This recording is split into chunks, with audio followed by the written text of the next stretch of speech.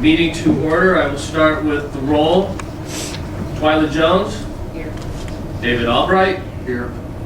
Doug Detweiler. Russ Seiben here. Dean Martin. Here. Drew Ramito. Here.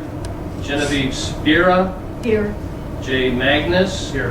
And Kimberly Monachino. Did I say it correctly? Montecchino. Monachino. Thank you. All right, so only one is missing.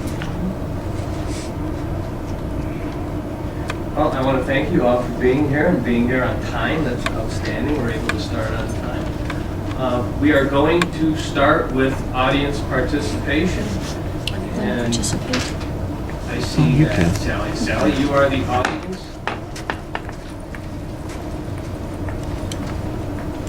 Thank you. I'm Sally Gaydosh, 9250 Liberty Road, Twinsburg. I'm not sure what your format's going to be about how we participate or interact, because this is a review. It's not really a regular meeting that we can look at your agenda and say, before you act on that, we want to say something. So I'm just wondering if there's any time when you make any suggestions or any ideas, if there would be interaction at any point, say after a section of the code is being discussed, and you have your opinions on them. If we have something we would like to say. Sure. You know, and I was thinking about this, and I believe that we have the open audience participation. Yeah, okay. And our goal, Sally, was to assign certain sections that we were going to specifically be discussing. So if somebody had something they wanted to talk about in section 10 of the charter, we hopefully would hope that they'd maybe bring it up at any meeting, but be brief about it, but maybe come on the day that we're specifically talking about section 10. And Well, that'll never do. I think, well, you know how we've always done it. right, we've gone in order, though, in the charter. We have really. We've always had the audience ready to interact, and any time they felt after we were done, they had an opportunity to speak to our concerns. Oh, absolutely. Now, that's not Oh, I going to thought change. you were saying that. No, what I was saying is at Okay. the beginning, in the audience participant, I'm not eliminating I'm sorry. interaction. I'm sorry, I misunderstood. I just, I don't want to wait until you're from channel, say you're section 4, and then 2 weeks from now, you say, okay, now we're going to go back. Anybody have anything to say about section 4 of the audience? Oh, no. Okay, all right, that's all I was concerned about. Well, I would like to introduce myself. I've been active in the charter for 57 years. Always been on the charter review commissions, always been some participant, and I applied for this time. First time I've been rejected. But I do want you to know that participating or not by appointment, I'm going to be here because I have one of the first initiative petitions for the charter. And I'm not sure if I'm out of order or not with what I want to say. I want to address my concerns about, what I really want to say is I want you to be extremely cautious with one section of our charter. Would I be in order to talk about that? No, ma'am. I wouldn't be in order? No, you would not be out of I order. wouldn't, okay. Well, then that's what I want to say. Check section 7A01 of our charter has been where we have petitioned, the community petitioned, that this was a section of the charter that they wanted to add to it. And this was done, I'm not sure, I thought I had the paperwork. But anyhow, it was done in 1981, suggested to be amended in 81, suggested to be amended in 82. Each time it was suggested to be amended, what that does is take our right, that's our right to vote on all land use. And those have been my issues. We have had a right to vote on all land issues since 1981, and that came by the vote of the petition of the people. It has been attempted to be removed and give it to Planning Commission as their authority without, and then if we want, we can take an initiative petition and go out and get 700 signatures to say we don't want it. What we would like to do, what I would like to do, is maintain this in our charter. It's very important. I believe that if there is positive in our community, that it is because we've had the right to participate. You're talking about 12,000 voters, and you're talking about 7 council members versus 12,000 voters, and saying some of the things that we believe we should have. I've been a strong advocate of keeping mega malls, big box stores out of the city. 3 times we've defeated those on the zoning issues. We didn't want them, we don't have them, and I hope we never get them because we can go 2 miles down the road. But the big concern of mine is, even though we have provided for that, I have been in court. I have 9 judges' rulings, 9, where the city has violated 7801. So I'm just asking you to make sure, if there's a possibility, that you can put something in our charter. If there's, and I don't know where it would be, I haven't suggested anything, but if there's some place in our charter where once we find that the courts have ruled this is a violation of your charter, that some penalty, some form of penalty, what it is, I don't know, but there needs to be some action, because every time we've been in court and we have won in favor of the people, and my court cases have all been taxpayer on behalf of the people. I've won 4, I'm pending 1, the 5th one. There seems to be something wrong, because when we say, well, so what happened? You win in court, the judges rule in your favor, and you come back home and the same thing happens. And you can see it does happen, it's repeated. 98, 99, 2001, 2003, 2004, 2006, 2006, 2008, 2013. So if there's something in our charter where you can do, because these are violations of oath of office is what they are. So if there's anything in the charter, if I can find any place, pending, short of going to the federal court and charging civil rights violation for the denial of the right to vote, because that's a constitutional violation. So when we're denied the right to vote, I go to the civil court and I win. There should be some way that we could be sure that it won't happen again and again and again. I mentioned it, we've talked about having some issues with the old school zoning.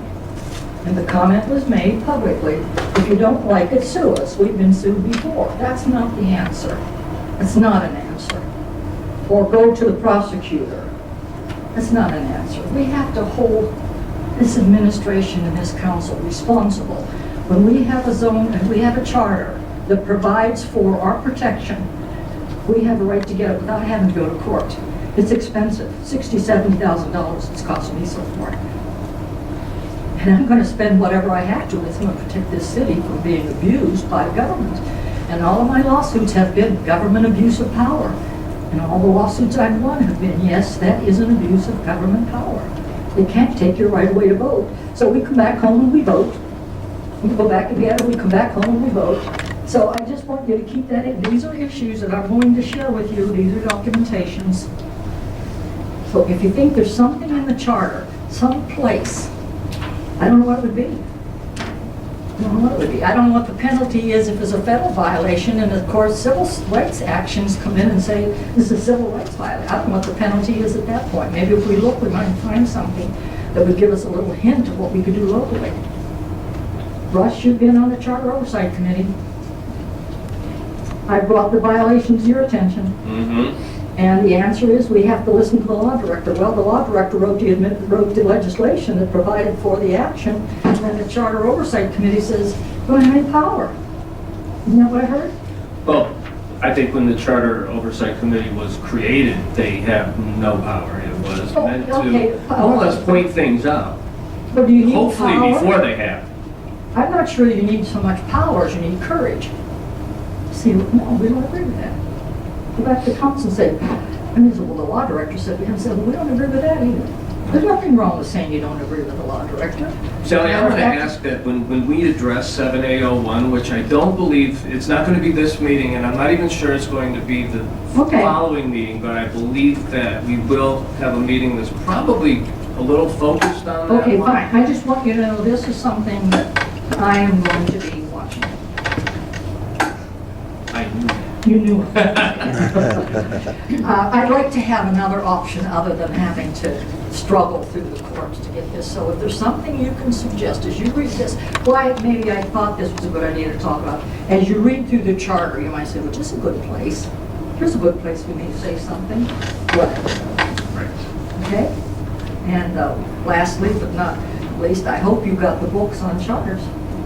We spent a lot of money in 2009 so that you would all have books and what charters are. Nice official, we were told turn them back in, they're expensive, so we did. The black books, right? Gary, could you check with Shannon on that? Because. I will. Hey, Russell, Yeah. I have a question. I don't want to interrupt you, Sally, but since you brought that up, I was going to request charters from like the city of Seoul and Macedonia. City manager form of government, so I don't think that's appropriate. Maybe Stowe. So we could kind of look at that because to your point, Sally, I'd like to see how the other cities do this. We have all those from other years. Yeah. They're updated all the time. Right. But we, as a charter, we usually get them Yeah. and review them. But the big black book is most important. It tells you all about it. Okay? So Gary, is that something that we would request right now via Shannon? Maybe provide us some charters from Seoul and Macedonia and Stowe? I guess we could do that. Okay, then I'll make the request official. We could have copies of I them. think they've done that. We've had other charters in the past to take a look at. And I will say that I know we've never really focused on them, Right. but I think it's a good point of reference. I think it's a great idea. Thank you. Yes, if I could, I'm Lawrence Sangstock, a resident at 2704 Arbor Glen Drive here in Twinsburg. Been in town for about 6-7 years now.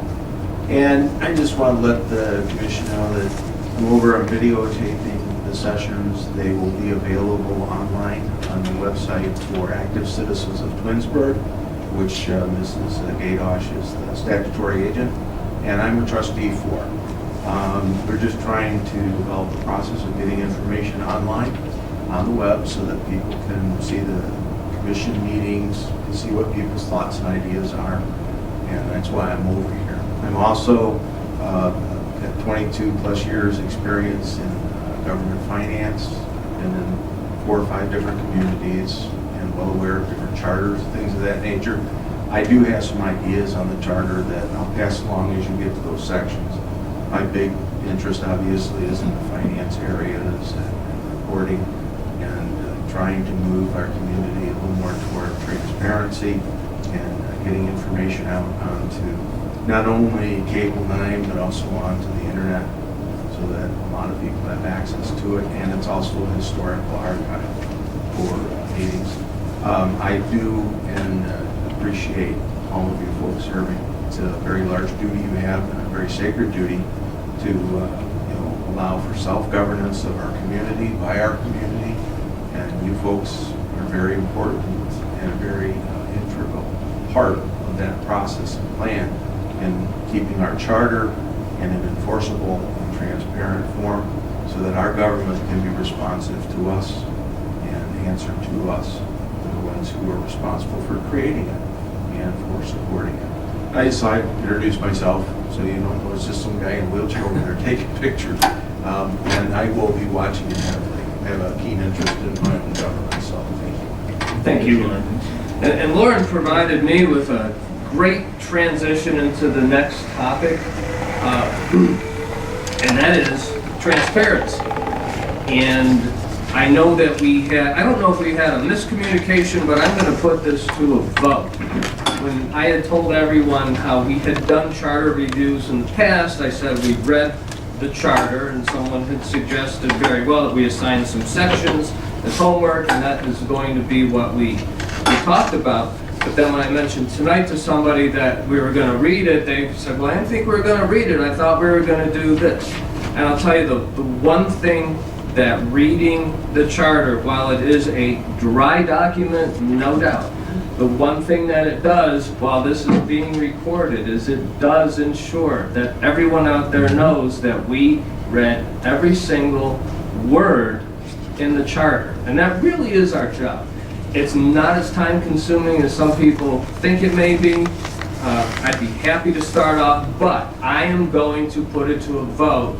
And this is our first vote to see if we are going to put the proposition out there that we read the assigned sections, or as much as we can, out loud at the meetings and discuss them. So, all in favor, I'm going to call the roll.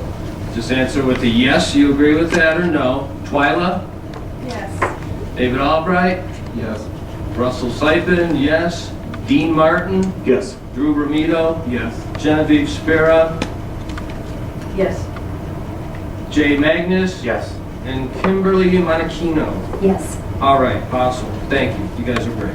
I will start. Russell, Yes.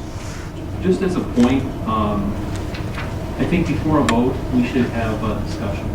Absolutely. Oh, just as I just glanced over right now. I know we voted, but I think this, as protocol, we should do it. I would agree that you're absolutely correct.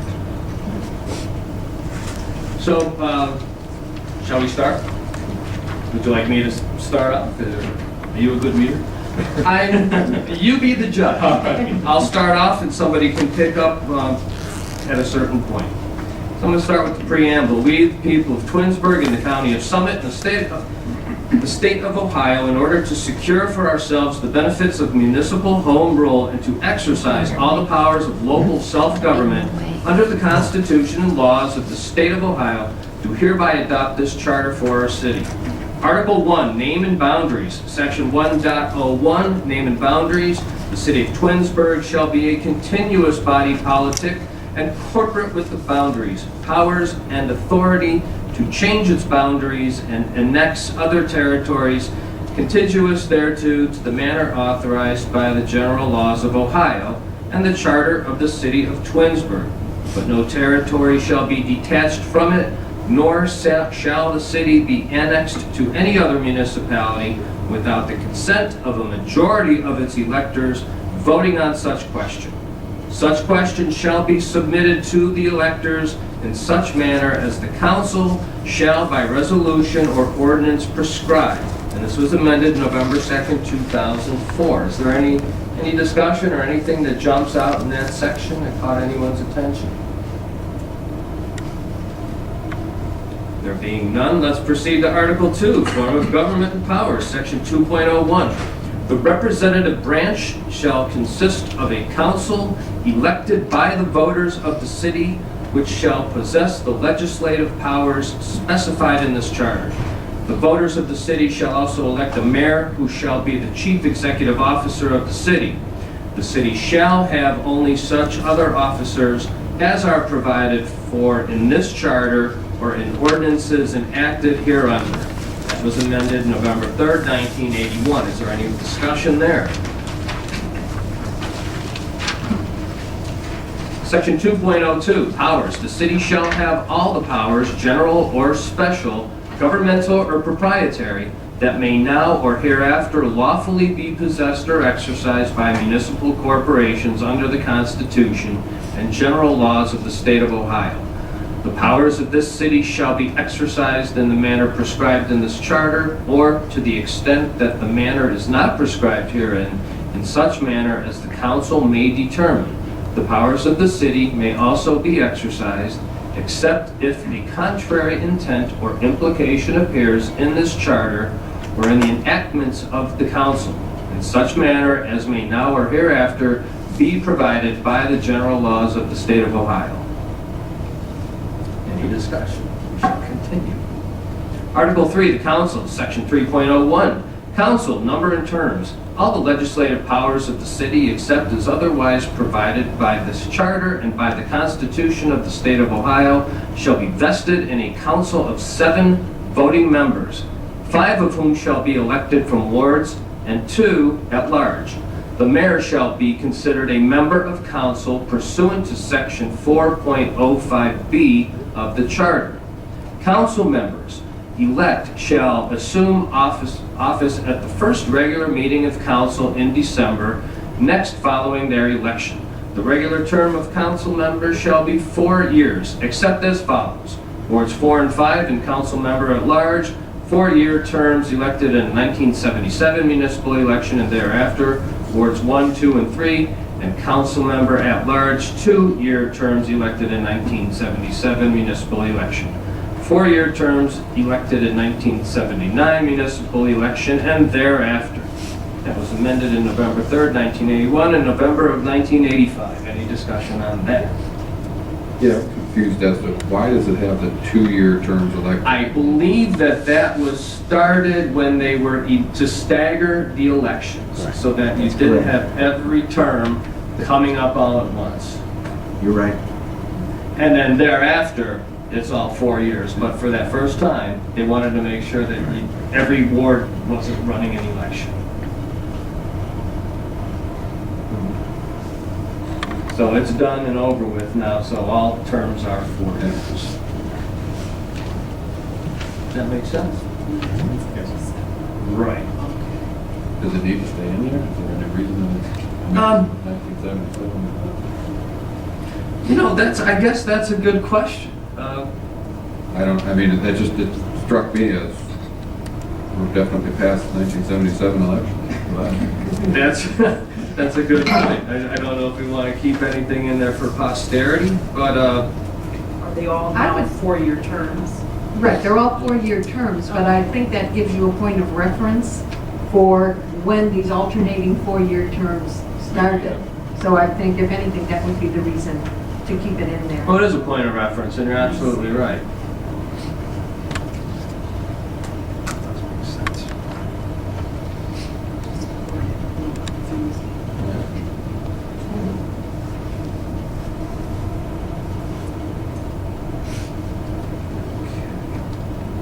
I made a note just to review the language and everything, but the other question is, do we need to go back and change something that doesn't have any effect on the city whatsoever moving forward? I don't know, but I did make a note. I'm going to move on to section 3.02, the wards, districting commission. A, wards, the city shall, by this charter, be divided into 5 wards, and 1 council member shall be elected from each ward, and 2 council members elected from the city at large. B, districting commission. The council shall appoint 5 qualified voters, 1 from each ward of the city, determined from the registration from the last general election, who shall comprise the districting commission. The voters shall not be employed by the city in any other capacity, excepting therefrom members of the Twinsburg Development Foundation. This was amended November 7th, 1989, and I believe the districting commission is meeting now? Yes, they're starting. They're starting? Mhm. C, report/specifications. By the 10th day of January, at least every 5 years from the date of the report of the last preceding districting commission, or as often as necessary to comply with the statutes of the state of Ohio, said commission shall file with the clerk of council a report containing a recommended plan for adjustment of the council ward boundaries to comply with these specifications. 1, each ward shall be formed of compact, contiguous territory. 2, each ward shall contain, as nearly as possible, the same number of qualified voters determined from the registration for the last statewide general election, but wards shall not differ in size by more than 10% of the voters in the smallest ward created. This report shall include a map and description of the wards recommended and shall be drafted as a proposed ordinance. Once filed with the clerk, the report shall be treated as an ordinance introduced by a council member, but shall be subject to amendment or deletion in whole or in part by a majority vote of council members, so long as the above specifications are complied with. The council may, by ordinance, provide for the creation of a districting commission to convene and report at such earlier dates as it deems advisable. This was amended on November 7th, 1989. Any discussion there? Seems pretty straightforward. D, procedure. The procedure of the council's consideration of the report shall be the same as for other ordinances. it must include both the map and description of the recommended wards. E, failure to enact ordinances. The council shall adopt the ordinances as recommended or amended at least 180 days before the next regular municipal election. If the council fails to do so by such date, all council members to be elected at such election shall be elected at large and shall serve as council members at large until their terms or office expire. After such an election at large, the districting commission shall convene and adjust the ward boundaries in accordance with the specifications, requirements, and procedure earlier provided in this section, except that the ordinances shall be enacted at least 180 days before the next regular municipal election following such election at large. F, effective enactment. The new council wards and boundaries as of the date of enactment shall supersede previous council wards and boundaries for all purposes of the next election. The new wards and boundaries shall supersede council members elected at the regular election take office. Let me read that again. The new wards and boundaries shall supersede council members elected at that regular election take office. You skipped the line there, Russ. Oh, is that my problem? Yeah. That must mean it's time for somebody else to vote. Well, let's do one more to read. The new wards and boundaries shall supersede previous wards and boundaries for all other purposes as of the date on which all council members elected at that regular election take office. It sounds so much better when it's read in order. Yeah, I have a question. Looking at this, failure to enact ordinances. I might address this to Gary. For 180 days, that's 6 months, which would mean we would have to have our recommendations submitted to council. Council would have to have No, time. this is for the regarding redistricting. redistricting. not- Oh, that's just for the redistricting, Right. okay, yeah, but, okay. You were doing the math in Yeah. your head going, we're not going to be able to It have seems to that be a done. long time. Right. Section 3.03, council qualifications. In addition to the qualifications contained in section 8.04, a council member elected to represent a ward shall have been for at least 1 year immediately prior to the date of the council member's election, and during the council member's term of office shall continue to be a resident of the ward from which the council member was elected, or a resident of the territory annexed thereto, or a resident of the territory affected by redistricting. Whenever ward boundaries become amended, the same shall take effect at the earliest period allowed by law. However, no council member shall be displaced thereby, and such council member shall continue to serve the original ward district from which the council member was elected until the expiration of the council member's term in office. Would anybody else like to pick up reading the next couple sections? I'll do it. All right. Section 3.04, election of president of council. Council, at its first regular meeting in December of each calendar year, shall elect one of its members as president of council for a term of 1 year upon concurrence of a majority of members elected or appointed to council. At the same meeting, council shall elect a vice president of council for a term of 1 year upon the concurrence of a majority of the members elected or appointed. Amended November 7th, 1995. Excuse me, Section 3.05, removal. Editor's note, Section 3.05 was repealed by charter amendments passed November 4th, 1980, which created Section 9.04, providing uniform standards for removal of all city officers. Section 3.06, vacancies. Any vacancy in the office of council member, except as otherwise provided in this charter, shall be filled by appointment by a majority vote of the remaining members of council. If any such vacancy in the office of council member is not filled within 30 days, the mayor shall fill such vacancy by appointment of a person qualified under the provisions of section 3.03 of the charter. The appointee shall hold office for the unexpired term of the member in whose office the vacancy occurred, or until a successor to such vacant office is elected and qualified as required by this charter. No person who resigns or is removed from the office of council member shall be reappointed for the balance of the term of office from which the member resigns or is removed. A successor to the vacated council seat shall be elected by the electors of the municipality in the event the vacancy occurs in the office of council member at large, or by the electors of the ward in the event the vacancy occurs in the office of ward council member. At the next regular municipal election for such seat, provided that such election occurs more than 2 years prior to the expiration of the term of the office vacated, and such vacancy occurs more than 60 days prior to such election. Amended November 7, 2000. Section 3.07, meetings of council.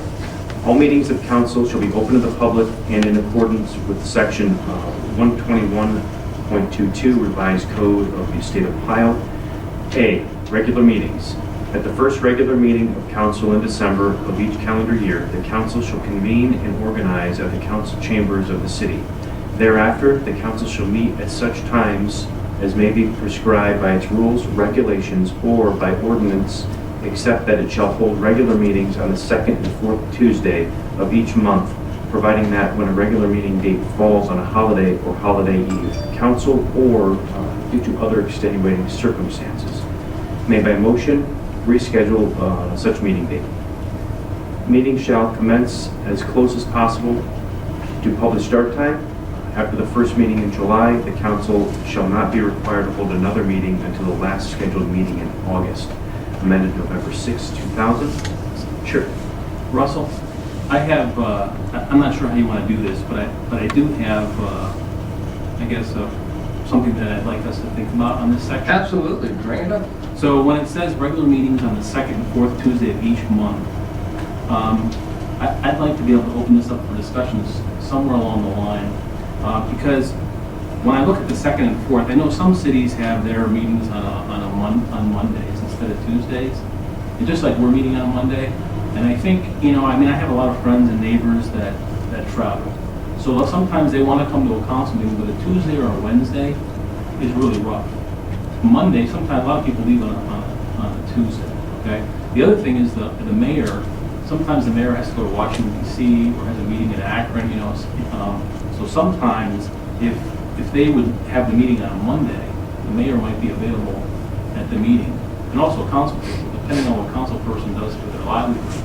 I just think the odds are that they would be able to make a Monday. So I'm not saying we move it to Monday, but I think that, one of the things that I'd like us to discuss as we go through the charter is that the mayor and the council could come to an agreement, and I suppose it would be council's vote in the end, that when they want to have these meetings. So, maybe when they convene in December, they would decide what, it would be 2 days of a month, or what day that would be. Maybe it would work out better for a Monday. And then also, we have a couple people from the audience here, but, if other people come to the meeting, I'd like to get their input too. I just think Monday is a lot of times it's easier than a Tuesday, but again, leave it at the discretion of the mayor and council to decide that, instead of locking them into the second or fourth Tuesday. Hey Gary, as a council member, what do you think of that? Well, I've never heard it come up before. I don't know that it's an issue for anyone currently on the council. I think to Dave's point would be that maybe that even precludes people from running if they know that they're going to be traveling on a Tuesday, or, I believe that's why we're meeting on Mondays, because you mentioned your schedule affords you time to be here on Monday. I don't know, that's... Talking about also residents that aren't. Residents that could attend, attend, not residents that council can't attend. members, Right. but Yeah. Residents that would have Yeah. something they want to say. Exactly. And again, I'm not saying that we lock it into a Monday or a Wednesday or a Thursday or a Tuesday, but to leave it at the discretion of council to decide that.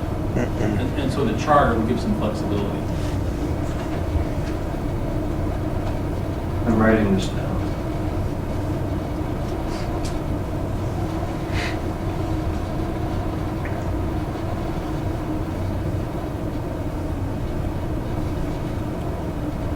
The drawback that I see to that is, Great question.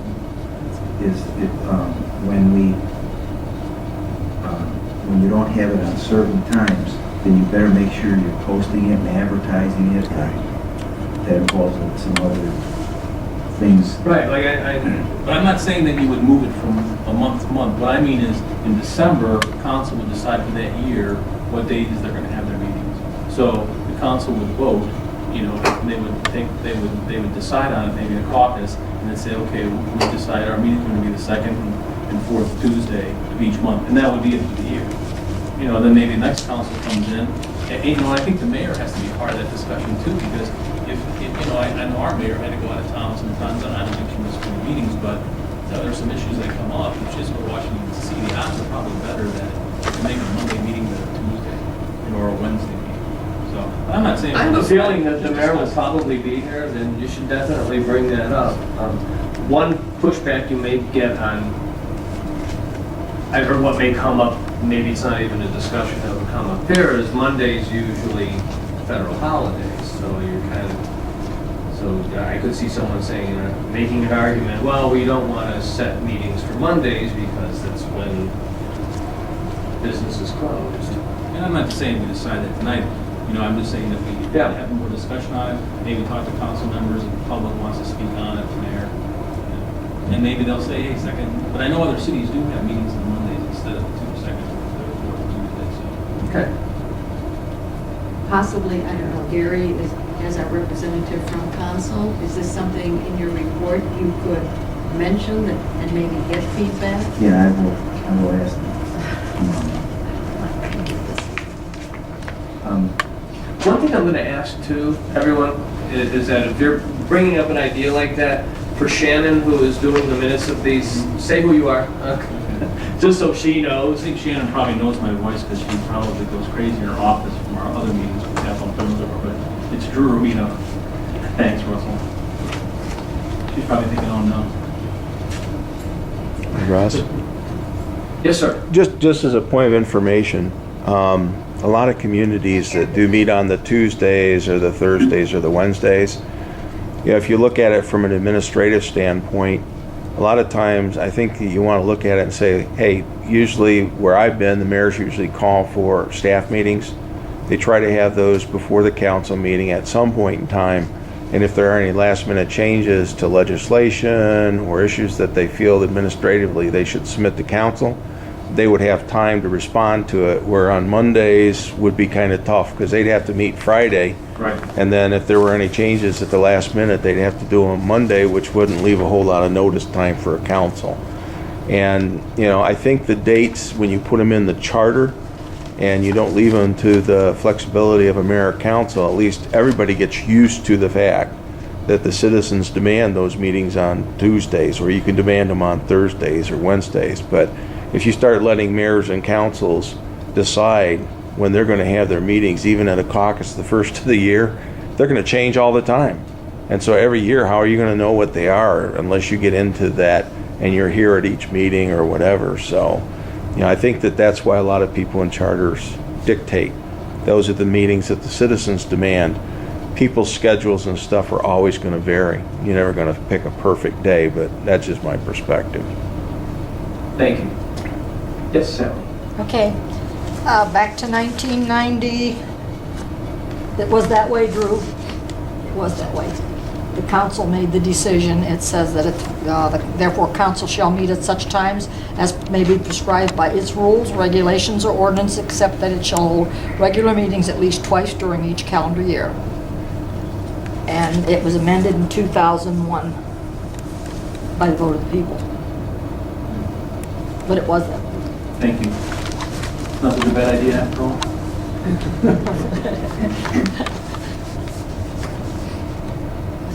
But All right. 27 years ago, 24 years ago. Continuing on, section B, excuse me, special meetings. Special meetings of the council may be called in accordance with and is provided by rules, regulations, or bylaws adopted by the council. In absence of such provisions, special meetings may be called by a vote of the council taken in regular or special meeting thereof, or shall be called by the clerk of council upon written request of the mayor or 3 members of council. Any such request shall state the time, place, and date thereof, and the subject or subjects to be considered at the meeting, and no other subject or subjects shall be considered thereat. Notice in writing of such special meeting called at the request of the mayor or the 3 members of council shall be given to each member of council and the mayor by serving on each of them personally or by leaving a copy thereof at his usual place of residence, not less than 12 hours preceding the date and hour of such meeting. Service of such notice may be waived in writing. Amended November 7, 2000.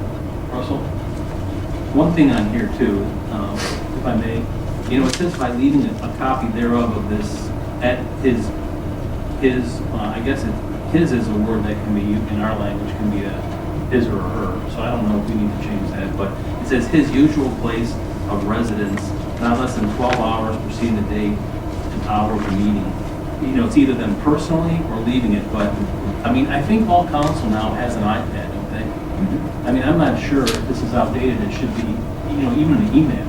If I need to get something quickly, I'd rather have it emailed to me than I would have it left on my residence. Right. So I don't know if that's something that, we could discuss at some point, whether it's valid or not.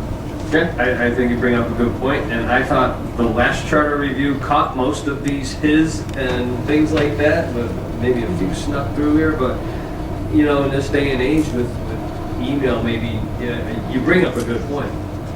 Is it a legal issue though? I know sometimes with email it isn't as set as binding, I guess, as it would be print.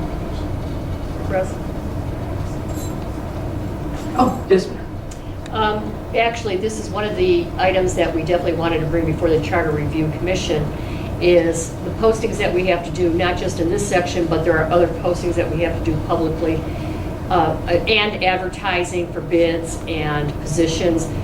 While hard copy is still viable, we would also like to be able to have an and/or so that we can deliver those things electronically.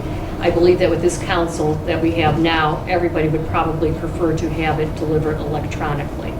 So that is, I'm glad you brought that up, because you will see this throughout the charter that we'll be looking at these sections with that in mind.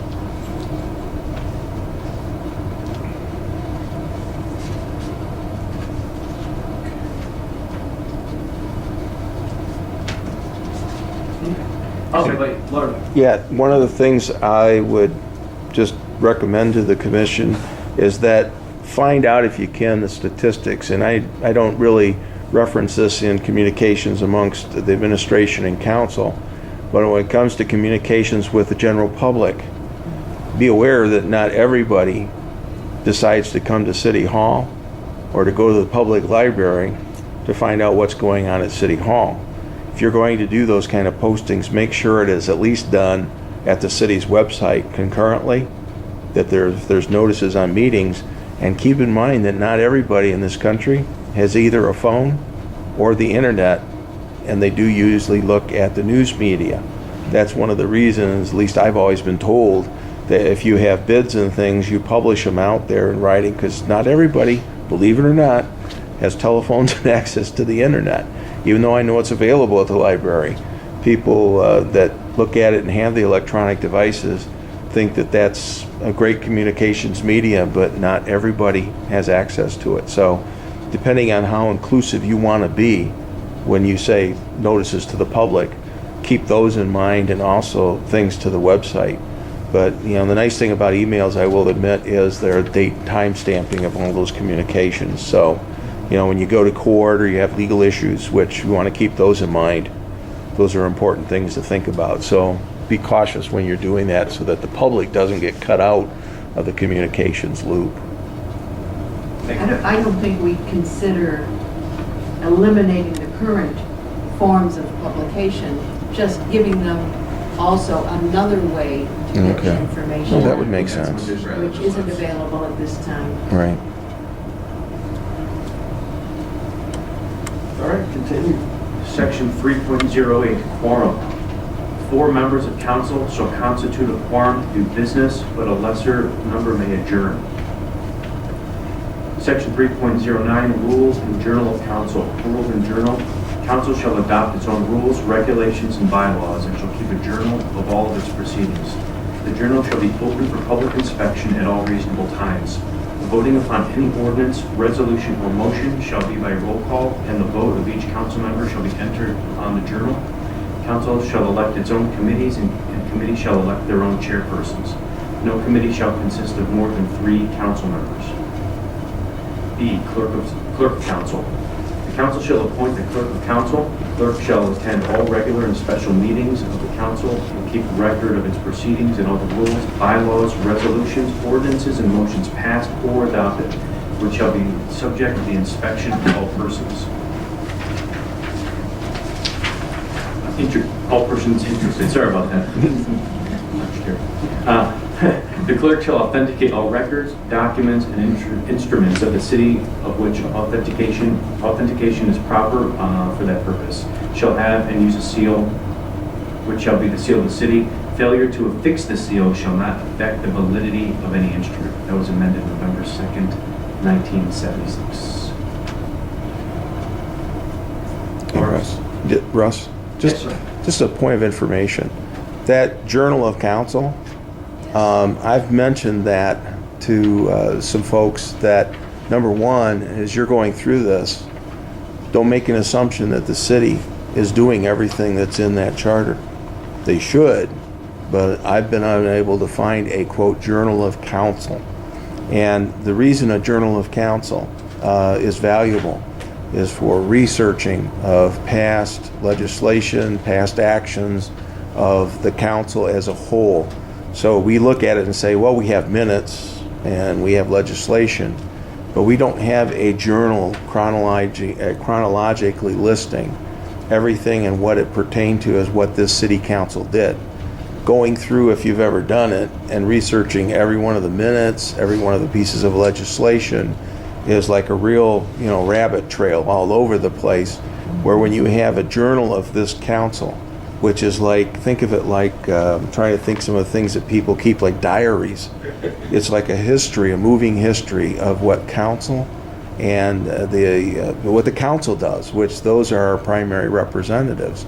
And I would encourage everybody to say that the city should have that, because when you're looking through, even with modern search tools, you want to look for all legislation dealing with a specific contract or with a specific issue.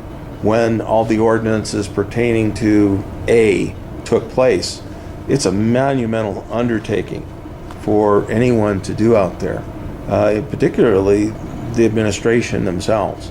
It's a lot easier when you have a chronological, sequential sequence of all the actions our council has taken. And it's not just, they passed resolution such and such.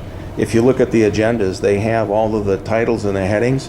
If you had one massive document to search, other communities I've been at, the clerks of council would absolutely kill to have something where they can go back the last 30 years to see when something took place without having to search through 30 years of individual minutes, individual agendas. So I think it's something that, Mayor probably could look into and find out, but they really should be maintaining that for historical purposes as well as research. What I interpreted this as was minutes. So I don't know if, and I know you're saying you don't believe that a journal is the same thing as minutes. No. And No, it's not the I same. can't argue that point. I don't know.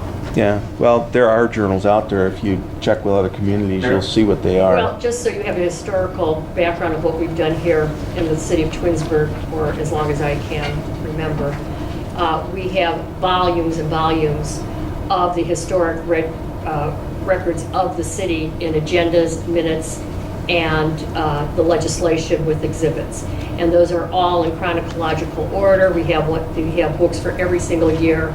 Everything follows ordinance from ordinance 01 2014. If we pass 300 ordinances to ordinance 300 for 2014, will all be in a series of books, and you can look it up that way. And now with the electronic system that we have, you can do searches, put in words, you can put in dates, and bring up all that information.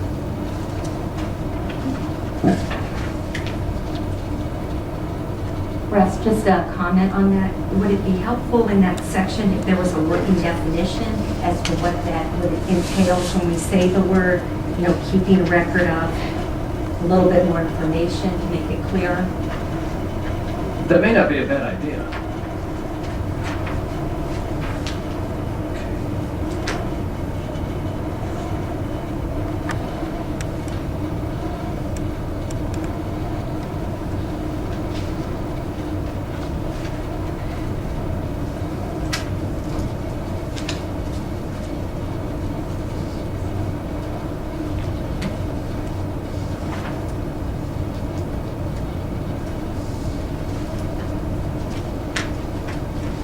Okay, whenever you're ready.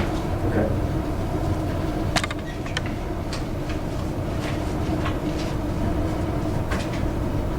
Could I ask a question, please?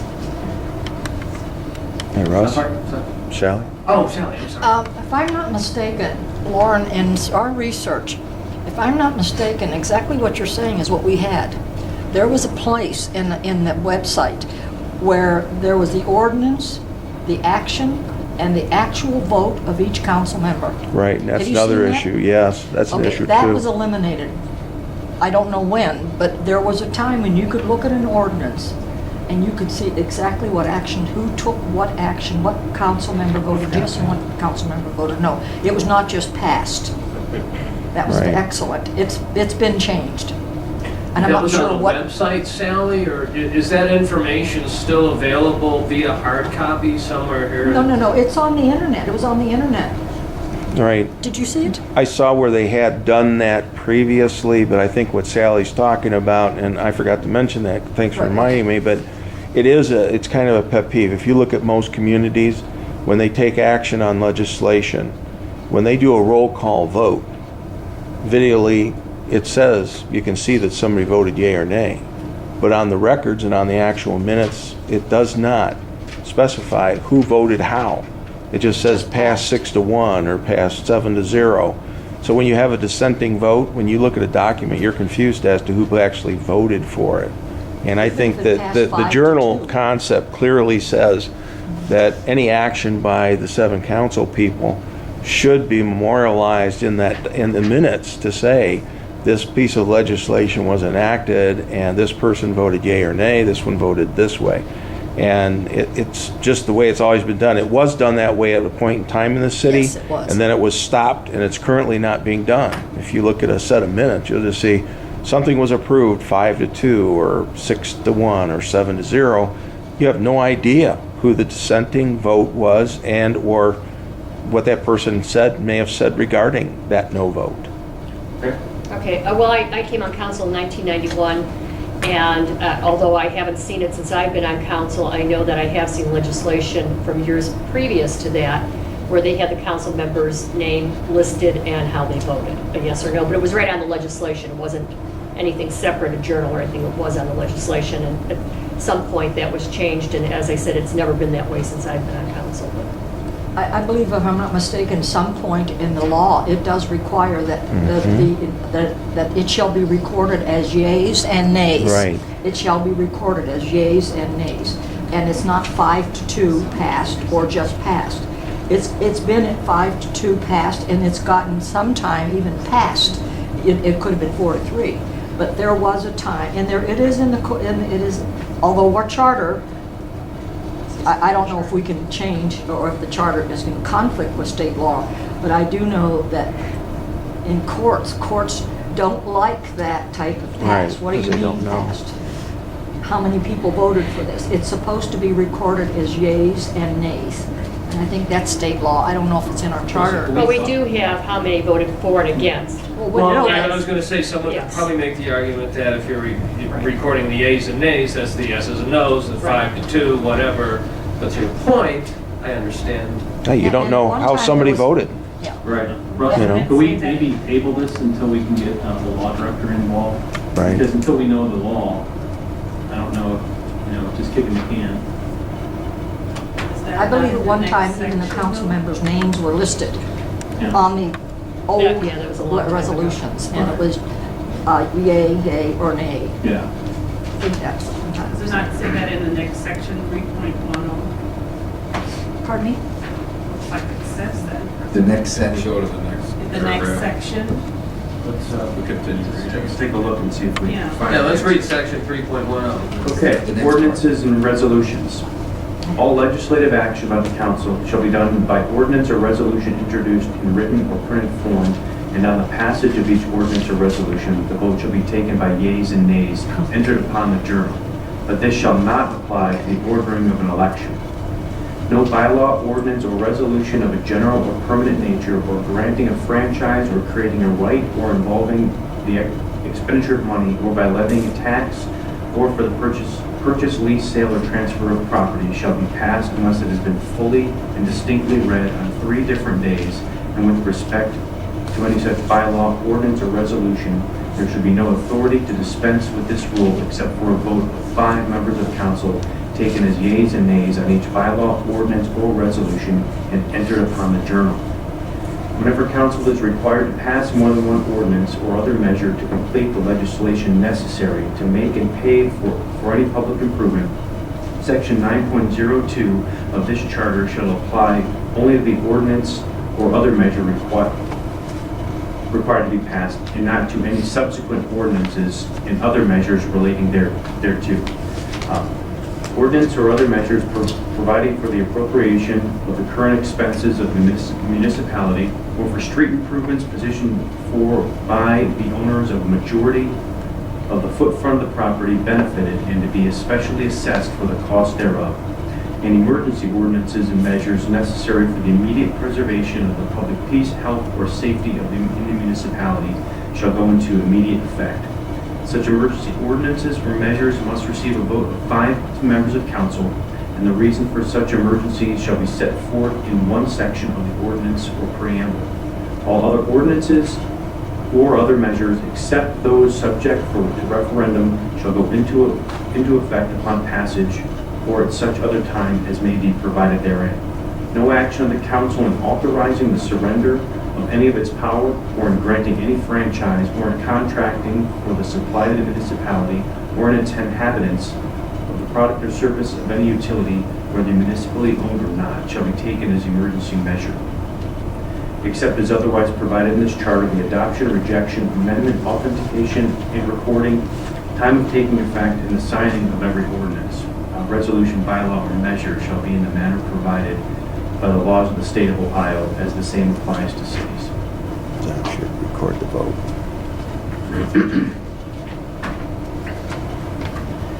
Section 3.11, powers. All the legislative power of the city and the determination of all matters of policy shall be vested in the council. Written without limitation of the foregoing, the council may by ordinance make provision differing from the general law with respect to A, the time and place of regular meetings of council, subject to the provisions of section 3.01 of this charter. B, the method of calling special meetings of the council. C, the method of giving public notice of the enactment of its ordinances and adoption of its resolutions, and of any other of its acts or proceedings which it deems proper to publish. D, the procedure of making public improvements and the levying of assessments, including the procedure combining 2 or more public improvements into one proceeding, if the council finds that it will be economical and practical to undertake such improvements jointly. E, the making, advertising, and awarding of contracts, except as provided in section 6.01 of this charter. F, such other general regulations as the council may deem necessary, including regulations as to the custody and use by the clerk of council of an official seal, which shall be the seal of the city, amended November 7th, 2000. Section 3.12, non-eligibility to hold office. No elected official shall become a full-time employee or appointed full-time official within 1 year after leaving office. Added November 2nd, 1976. So do we want to put the question out to the law director for clarification on section 3.09? Where we spent an inordinate amount of time talking about the journal and it sounds, it's a catch. I mean, it seems like. That's what it is. I mean, if the Right. if the documentation is there and it's just being called something else, as opposed to a journal, I mean, if the information is there and it's readily accessible, seems like we might have it according to what the mayor outlined. Right. Okay.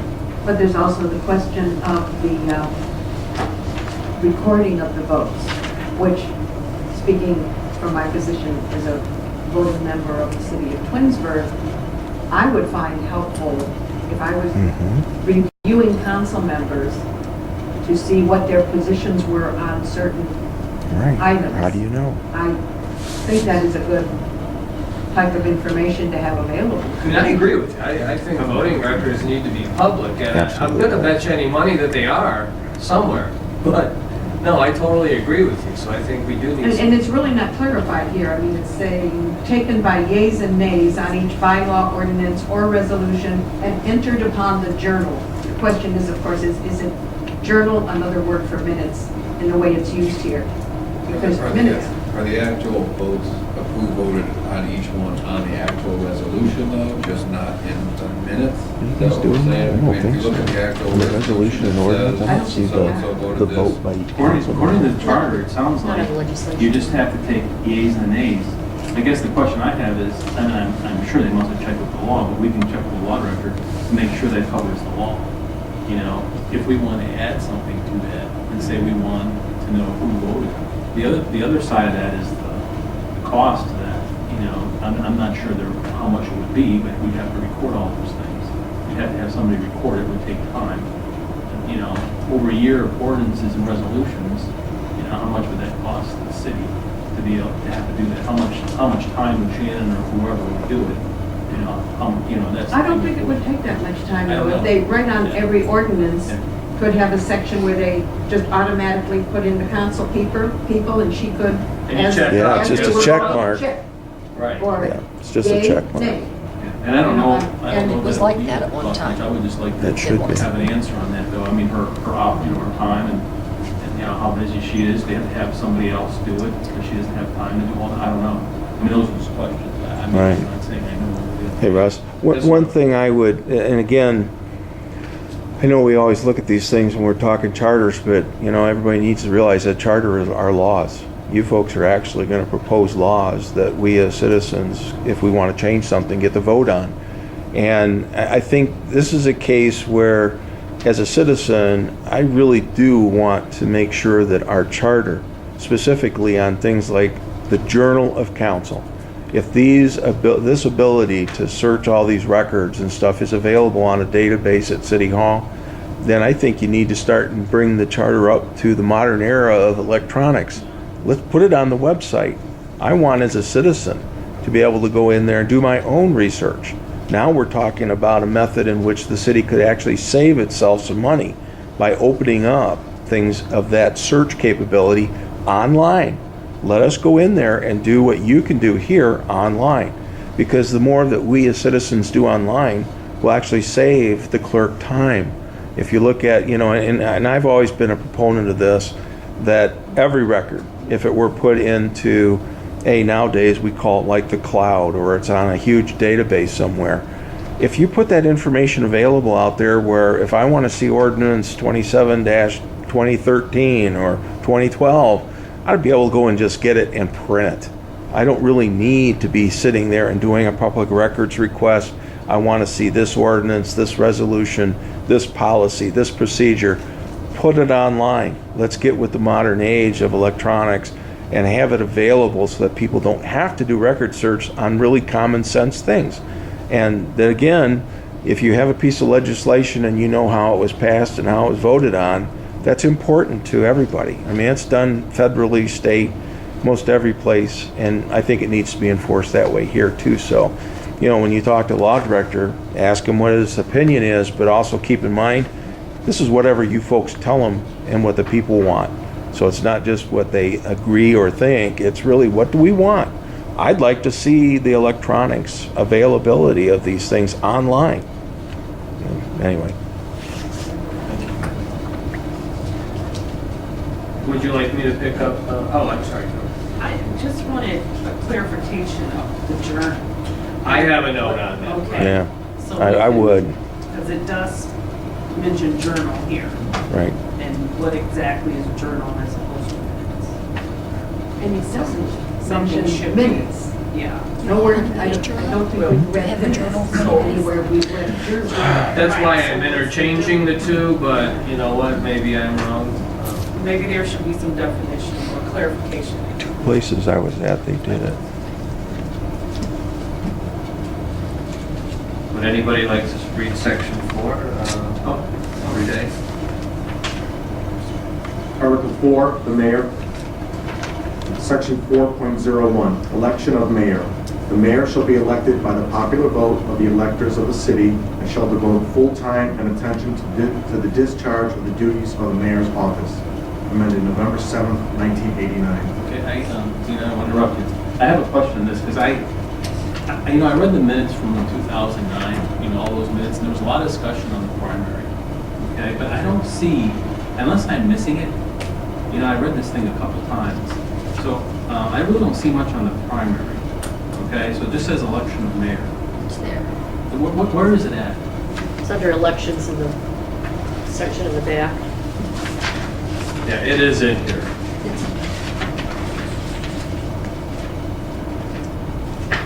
Do you know what section it is? That's what I'm looking for. I think it's under Article 8, 801. Okay.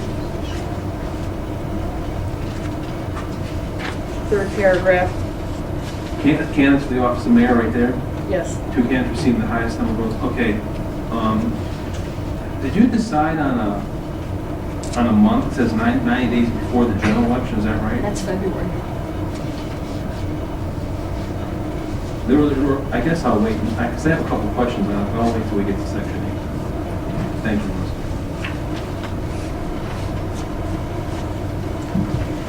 Section 4.02, mayor, tenure and qualifications for office. The mayor shall be elected for a 4-year term, amended November 7th, 1989. The mayor shall have lived within the corporate limits of the city for a period of not less than 2 years immediately prior to the date of the mayor's election, and during the mayor's term of office shall continue to be a resident of the city, amended November 2nd, 1976. Section 4.03, removal. There shall be no removal of the mayor except through the recall provisions of section 9.03 of this charter, amended November 5th, 1985. Section 4.04, vacancy in office of mayor. When temporarily the mayor is absent or inaccessible or is unable for any cause or reason to perform the mayor's duties, the president of council shall become the acting mayor, but shall not thereby cease to be council member. In the event of office of mayor shall become vacant for any reason, the president of council shall thereupon become the acting mayor and serve for the unexpired term if such term is not in excess of 6 months, or shall serve until the filling of such vacancy by the electorate of the city, but shall not thereby cease to be a council member. When temporarily the president of council is absent or inaccessible, or for any reason unable to perform the president of council's duties as acting mayor, and council by a vote of the majority of the remaining members of council shall designate one of their members to act as acting mayor. Amended May 8th, 1984. Russell, and I have something, let's have some discussion on this. Because this is the one thing that really jumped out at me. There's a few, but this one really jumped out at me because I know we're not talking to the President of the United States or we're talking to Mayor Twinsburg, but the President of the United States, I think there's 17 lines of succession. You know, here we have a president, mayor, president of council, and then council would have, if something happened to the mayor and the president of council, then the rest of the council members would have to get together and vote to have a majority. And I don't know, I'd like to have this for discussion, because we have a vice president of council, you know, and even after that, I mean, you know, God forbid there's we had a tornado once. I mean, something could happen. And then you'd have to gather everyone together and have a vote. It just seems like two places for succession versus, I mean, presidential, again, it's not the president, but 17 lines of succession. It just seems like kind of, Just take the VP. you know. Vice president. Russ? Yes, Mayor. Mayor. I always thought this was a kind of a strange section also, Drew, because if the mayor is not accessible and the council president becomes acting mayor, it says here if the acting mayor cannot assume those duties, the remaining members of council vote for who will be mayor. The remaining members of council are 6 members. Right. You would probably have a 3 and a 3. You'd probably never have Possible. anybody appointed to the position. So that was the one thing I found odd about it, is that you have an even number of people then that would be voting for that position. Doesn't it say that shall not cease to be a council member, that? Yes, Oh, but, that's right, they're unable to, yeah, right. you're right, the majority of the remaining members of council, so they're taking that person out. Russ? When the act Yes, sir. For the record, Pete Crawford. I think we run out of succession for mayor when we check with the law director. I think there's default in state law for what happens when you run out of mayor.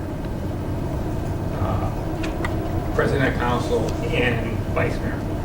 I think the state law has a default. Okay, thank you. I'm checking. Yeah, question for the law director. So Drew, do you want to run with this a little bit? I mean, I think it's, you know, all the, you know, the few things I brought up, I just want to have discussion along some line. I'm not saying I have the answer, but to me, when I looked at this, I thought this really doesn't add up. You know, it's opinion of 1. So I guess we haven't even had opinion of 9. So at least 5, I guess. But yeah, it just seems kind of weak. You know, I mean, things can't happen.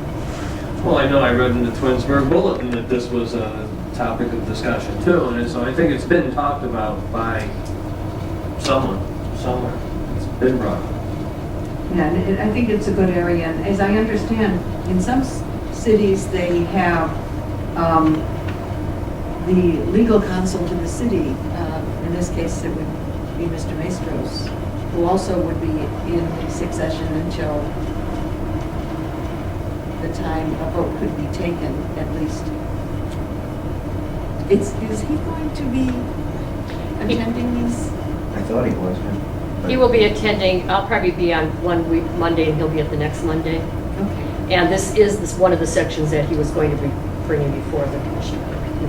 Yes, Sally? Can I make a point? Absolutely. If you read your black book, when you get it, you'll find that you, as a Charter Review Commission, have the authority to hire your own legal counsel at the expense of the city. And I just may want to add that that's why maybe a good idea to see some of the charters from the other cities. See what they do and give us some ideas.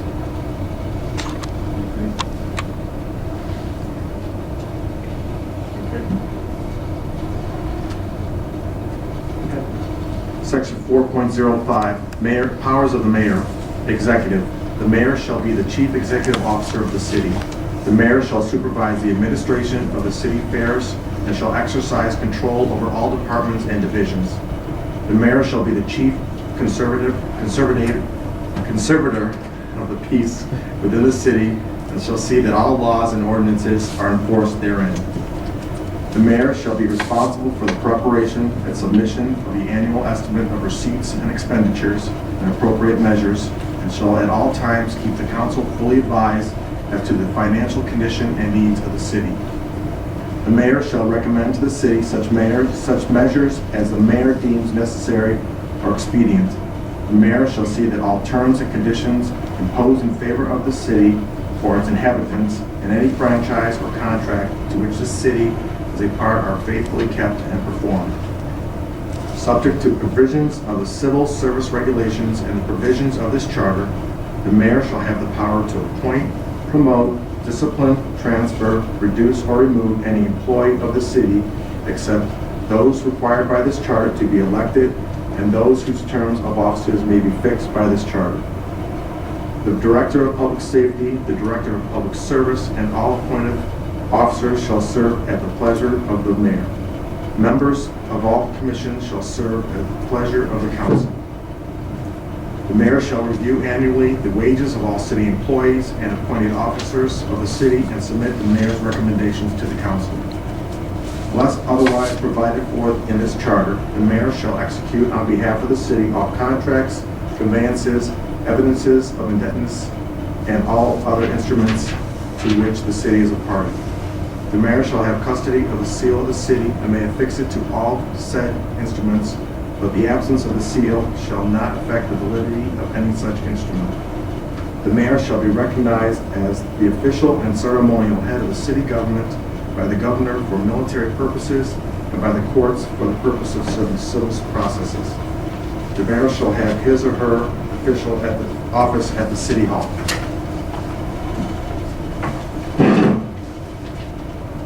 Legislative. The mayor shall be entitled to a seat in council, but shall have no vote therein. The mayor shall have the right to recommend and introduce legislation and to take part in all the discussion of all matters coming before council. Every ordinance passed or resolution adopted shall be signed by the president of council or other presiding officer and presented promptly to the mayor or the clerk of council. If the mayor approves such ordinance or resolution, the mayor shall sign and return to the clerk of council within 10 days after its passage or adoption by the council. But if the mayor does not approve it, the mayor shall deliver it within 10 days, together with the mayor's written objections thereto, to the clerk of council, who shall forthwith return it to council. The mayor's objections shall be read at the next council meeting and be entered in full on the journal of council. The mayor may approve or disapprove the whole or any section of any ordinance or resolution. When the mayor disapproves any section or ordinance or resolution, it will not affect the remaining sections of such ordinance or resolution, but otherwise the mayor's approval or disapproval shall be addressed to the entire ordinance or resolution. If the mayor does not return an ordinance or resolution within the time limit provided in this section, it shall take effect in the same manner as if the mayor had signed it. When the mayor disapproves an ordinance or resolution or any part thereof and returns it to the council with the mayor's objections, council shall, but not later than its regular meeting, consider it, and if such ordinance, resolution, or section upon reconsideration is approved by the vote of at least 2/3 of all members of council, it shall become effective notwithstanding the veto of the mayor. Russell? Just a quick question on this, since we have the mayor here. When I went through this, I looked at the 10 days after its passage, the mayor has to sign and return to clerk of council, and I'm not sure, is this adequate time, 10 days? Is that something that is outdated, or is that fine? Never had any problem with it. Yeah, it's kind of normal. I Right. think. 10 days has been sufficient. Is that 10 calendar days or 10 business days? I've always taken 10 calendar days.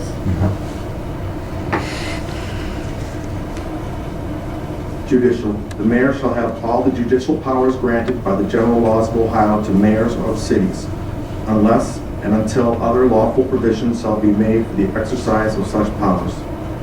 Salary. The salary of the mayor shall be established by ordinance adopted by council. When the salary of the mayor as established by ordinance is the highest salary paid to any city employee or official, council shall have no authority to raise said salary by more than 7%. Council shall not reduce the mayor's salary. Amended November 6, 2001. Any discussion there? I'd only like to point out that that section of the charter was amended 2001 by 4 votes of council rather than 5. So, Sally, what you're saying is a 4-3 vote? Takes 5 votes to get it on the ballot. It was 4. Your dad was absent that night. I'll let him know.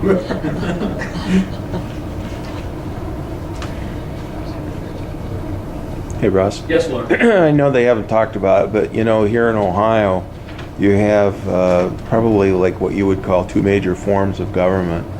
And the city of Twinsburg, at a point in time, was run as a what they call weaker mayor city manager form of government. Then it was changed from that by a vote of the people because they thought they wanted to have a strong mayor and council form of government, which is what we have today. And I think it would behoove the commission to look at and gather some information on at what point does our city or would a city want to look at the advantages and disadvantages of both city manager form of government and strong mayor form of government. No disrespect to the mayor. This is just a theory on how governments operate. And when you look at a city the size of Twinsburg with a considerable budget that we have, usually in the range of $44 million, it behooves the commission to consider the pluses and minuses of both forms of government at this point in time. That's my opinion because of your size as a community and also with the dollars that you're pushing. And if you do want to stay in that form that you have as a strong mayor form of government, I don't see any major problems with it because the mayor always has the availability to hire consultants and experts in any of the fields with the approval of council. But also, you might want to look at that point as a term limitation potential. That's another option because of the power and the structure that a position is held. And you look at the far sweeping powers of a mayor, you might want to consider in there the ability to put limitations on terms. They're just ideas. I don't have a flavor for either of them any which way, but you do need to know that those are areas that you might want to look at and consider. Lauren, are you aware of any municipalities that place a term limit on a mayor? On mayors? Oh yeah, I'm sure they're out there, but I don't know of any off the top of my head. Because I know there was a topic of conversation about the mayor down in Akron who's been there forever. Yeah.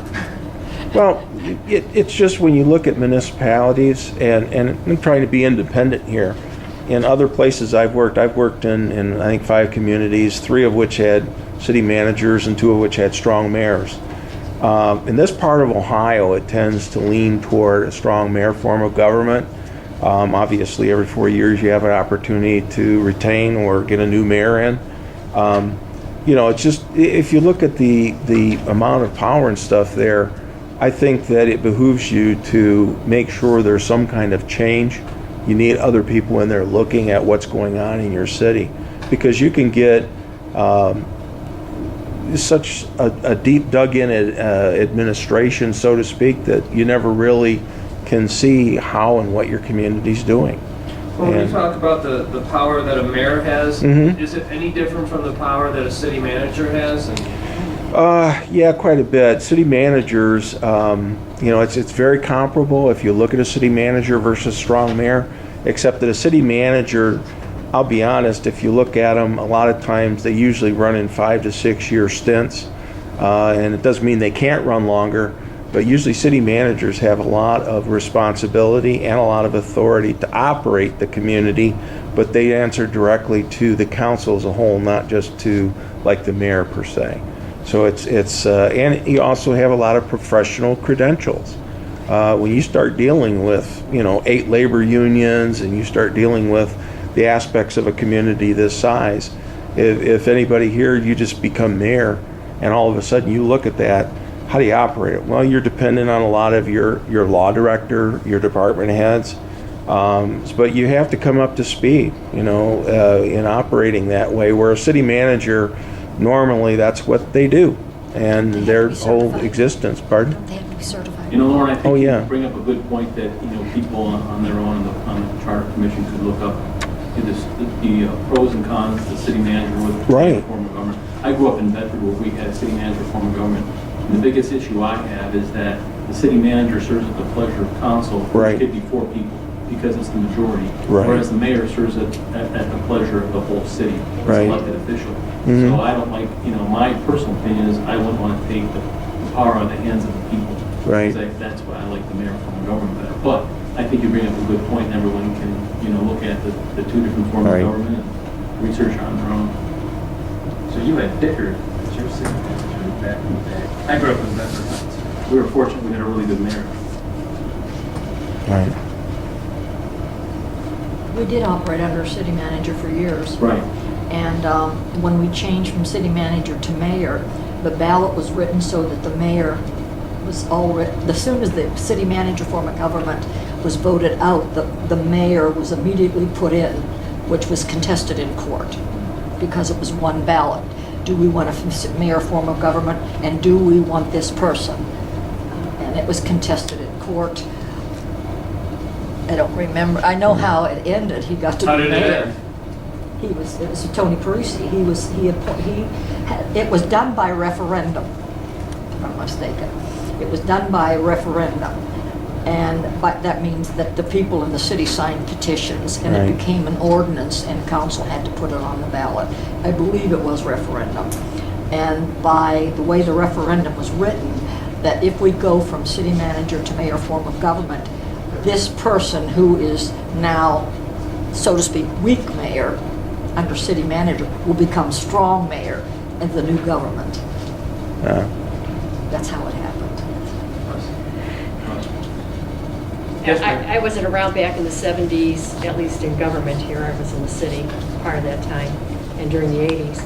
But having talked to people who had been city managers, they said that it was very unstable, that there was a year that they had 2 or 3 different city managers. It was changing frequently at the whim of the council members, and there was not a lot of stability, and that's why there was a cry to go to a mayor form of government where you would have a term and you knew somebody was going to be in there for a certain length of time to be able to stabilize the government.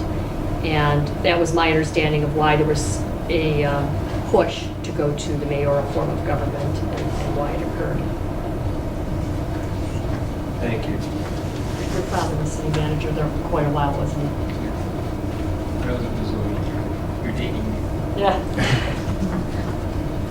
Well, anyone is there, we've covered the sections that we said we were going to cover in a reasonable amount of time. I We did might say want these to were. read it.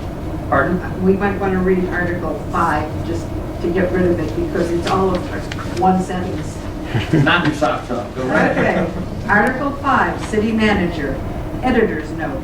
Article 5 was repealed by charter amendments passed November 3rd, 1981, which established the mayor as the chief executive officer of the city. All right. We just covered another section. Thank you. Bad efficiency. Didn't want to leave that I don't know hanging. that I would read it. I have one thing that I wanted to point out that was brought to my attention, since you're gonna be looking at possibility of changing meeting dates and that type of thing back in section 3.07 of meetings, in section A. It says, after the first meeting in July, the council shall not be required to hold another meeting until the last meeting in August. Basically, a 1 month break for council. Someone has asked me to ask if it's possible to have a 1 month, but possibly starting earlier, because people like to get out of town for 4th of July week. Can you, what section was that again? Section 3.07, page 9. Section A at the top. And it's right near the end of that paragraph, Gotcha. after the first meeting in July. Was a specific date proposed? You could have after the last meeting in June. Yeah, it could be, and it doesn't matter to me one way or another, but it was brought to my attention, so I figured I would mention it. So just take the whole month of July off? Is that what they were potentially looking for? Yes, Okay. yeah, rather than half of July and half of August. Except right now that allows for 6 weeks actually, because it's the second week in July, and you don't come back until Either way, the it's 4th 6 week weeks. of August. So just move up August to the, go sort of from the 4th week in June and the second week in After the second August. meeting in June, it wouldn't be a meeting until the first meeting in August. So the last meeting in June from the first meeting to in August. Yes. You know, I have a question too, talking about the council meetings. Under section 3.07, meetings of council, it does say, except that it shall hold regular meetings on the second and fourth Tuesday of each month, providing it doesn't fall on the holiday. But under section 3.11 powers, it says, without limitation of the foregoing, the council may by ordinance make provision differing from the general law with respect to the time and place of regular meetings of the council, subject to the provisions of section 3.07 of this charter. So is it saying council can change Time and place. Time. the time and Date. place, but not the day? Okay, so it has to stay with, okay. Unless, of course, it's a special meeting that you're So by calling. time, they mean 7 o'clock, 6 o'clock. Right. Okay.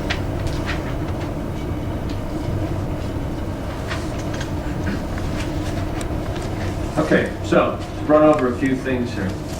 What we are going to be requesting from Shannon is to get us our black charter books.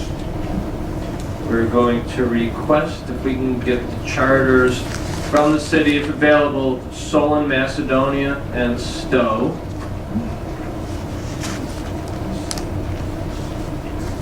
We will eventually need a clarification from the law director on defining the word journal. Does it mean minutes? What is the journal? I think we do want to have a discussion, at least about voting records, appearing on legislation. I'll try. And that seems to be the big takeaway. Have I missed anything? Yeah, This is for succession. The succession, right. I correct me if I'm wrong, but I have a feeling David's going to present something. Is. Okay. Also, is it possible with this black book that instead of waiting until the next time we have a meeting to have them passed out then, that if they are in fact at City Hall, they could be made available to us if we stop by to pick them up? I don't think Shannon would have any objection if she knows where they're at. And Shannon sure. has our email addresses. I'm not sure if it's black or not. It may be dark green or something. Right, actually I think it's blue, if I'm not mistaken. I have a feeling that it is a blue book, and Blue, maybe dark blue. I knew they were dark. I'm going to have to look through my stuff because maybe I Well, you did. wouldn't have it. We had to turn them in. I don't know if I turned mine in. Oh. Maybe, I don't know. I don't know. Then they're going to be one short. Russ, by any chance, are they in an electronic version where we could download them? and- Not that I'm aware of. You might have copyright issues there if it's, This was a big document too. It was like this.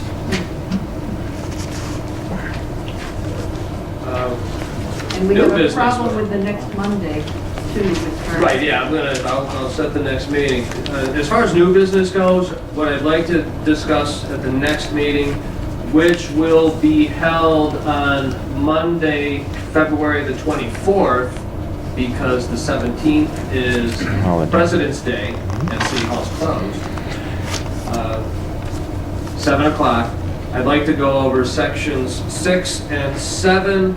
We will stop at 7A01, just because I have a feeling that 7A01 will take up a little more time, and we may actually just have one meeting on that. So sections 6 and 7 stop at 7A01. Do we have any miscellaneous business to come before us at this point in time? We've set the next meeting, and I am going to make a motion that we adjourn the meeting. I'll second that. Any discussion? Do we have to vote on a meeting date? Do we decide or do we vote on it?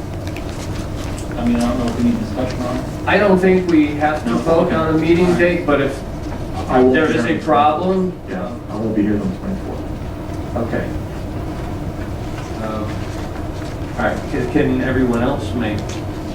And if you can, make, via an email or something, if you have any things you want me to bring up, just shoot me an email, rsipin@gmail.com. What's John's Gotherman's name? Which? John. Yes, sir. Good. it's John Gotherman. Monday, Mhm. I think right now we have a planning commission meeting scheduled that night. On the 24th? So you might want to make sure that have a meeting place, or we're not gonna be here. I don't know, I usually schedule first and third, but next, Monday's a holiday, and move back and forth. If we have an agenda, we'll be there. If we don't have an agenda, well, then, Russ, if that happens, we'll probably move back and meet in the jury. Okay. So we do have a plan B. Yes. So we will go ahead with the 24th then. so- Ideally, we want to meet here, but if we Right. can't, we won't. Because we got to get through this. Something I do think we have to vote on is the motion to adjourn the meeting. I believe it was seconded.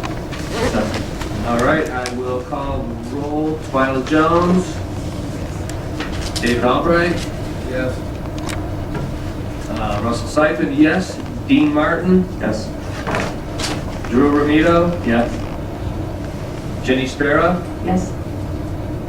Jay Magnus. Yes. Am I pronouncing your name right, Jay? Magnus, yes. Magnus. And Kimberly Monachino. Yes. All right, we are adjourned at 7:30, or 8:35.